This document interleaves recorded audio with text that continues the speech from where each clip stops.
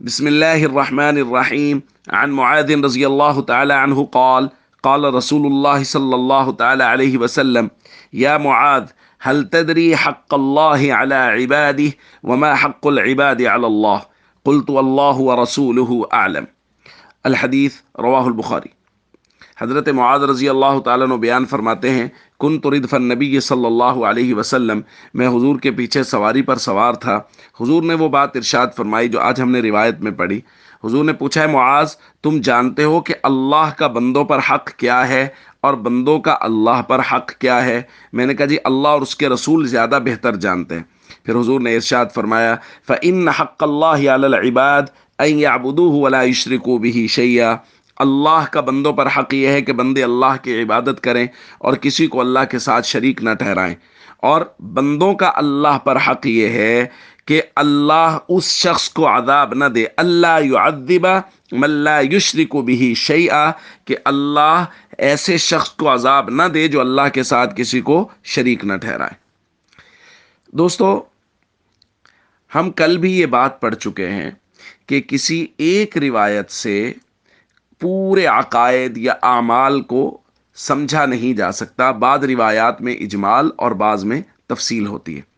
اب اس روایت میں صرف اتنی بات ہے کہ جو شخص بھی اللہ کے ساتھ شریک نہیں ٹھہرائے گا، اللہ قیامت کے دن اس کو عذاب نہیں دیں گے۔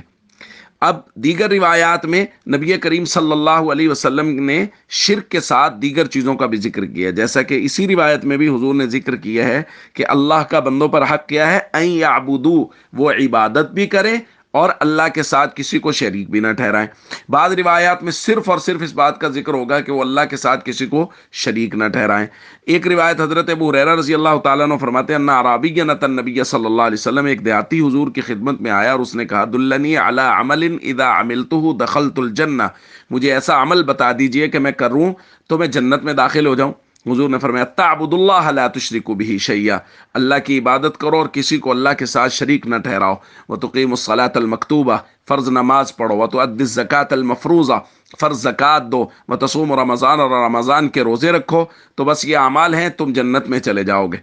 اس شخص نے کہا، والذی نفسی بیدی لا ازید علی ھذا، اللہ کی قسم میں اس سے زیادہ نہیں کروں گا، بس اتنا ہی عمل کیا کروں گا۔ حضور نے فرمایا جب وہ چلا گیا، من سرہ ان ینظر الی رجل من اہل الجنہ فلینظر الی ھذا، جو یہ خواہش رکھتا ہو کہ وہ کسی جنتی کو دیکھے، وہ اس شخص کی طرف دیکھ لے۔ اب اس روایت میں اللہ کی عبادت کا ذکر ہے، شرک نہ کرنے کا ذکر ہے، نماز پڑھنے کا ذکر ہے، زکوٰۃ دینے کا ذکر ہے، رمضان کا ذکر ہے، رمضان کے روزوں کا۔ اس وقت حج فرض نہیں ہوا تھا، اس وجہ سے حج کا ذکر نہیں۔ تو بھائی یہ بات اچھی طرح سمجھ لیجئے کہ شریعت کی بعض احادیث میں کچھ چیزوں کا اجمال ہوتا ہے، بعض میں تفصیل، جس میں صرف اس بات کا ذکر کیا گیا ہے کہ ایمان کافی ہے۔ بعض روایت میں کہا گیا شرک نہ ہو تو باقی، وہ اس لیے کہ اللہ کا کرم اور فضل جس پر ہوگا، ان اللہ لا یغفر ان یشرک بہ ویغفر ما دون ذلک لمن یشاء، جس کو اللہ چاہیں گے اس کو بخش دیں گے، وہ اللہ کی قدرت کاملہ ہے، لیکن اللہ نے ضابطے بنائے ہیں اور ضابطوں کے مطابق ہی چلنا ہوتا ہے۔ ضابطہ یہ ہے کہ شرک سے بھی بچنا ہے، اور جو اللہ نے اعمال ذمے لگائے ہیں، نبی کریم صلی اللہ علیہ وسلم نے ساری زندگی وہ اعمال امت کو کر کے دکھائے ہیں، صحابہ اور اہل بیت کو سکھائے اور انہوں نے امت تک پہنچائے ہیں، ان اعمال پر بھی کاربند رہنا ضروری ہے۔ والسلام علیکم ورحمۃ اللہ وبرکاتہ۔